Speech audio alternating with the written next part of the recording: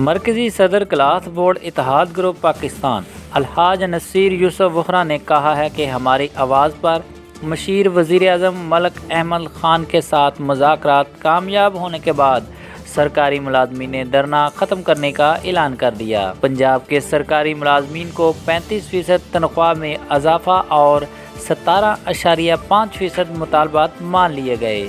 تاجر نے ہمیشہ ظلم کے خلاف آواز اٹھائی ہے۔ سرکاری ملازمین کا دھرنا ختم کرنے کے اعلان کا خیر مقدم کرتے ہیں اور ہم وزیر اعظم پاکستان، سربراہ پاک افواج اور چیف جسٹس آف پاکستان کا تہہ دل سے شکریہ ادا کرتے ہیں کہ انہوں نے اساتذہ کے مسائل کے لیے آسانی پیدا کی۔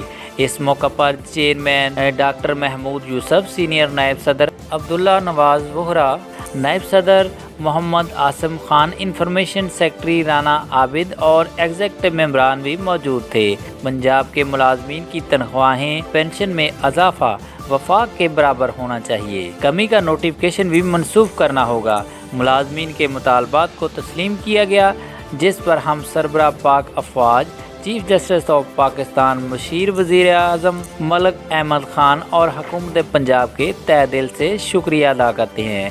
پاک افواج زندہ باد، پاکستان پائندہ باد۔ کیمرہ مین ٹیم کے ساتھ میاں نعیم، CT 92 نیوز، فیصل آباد۔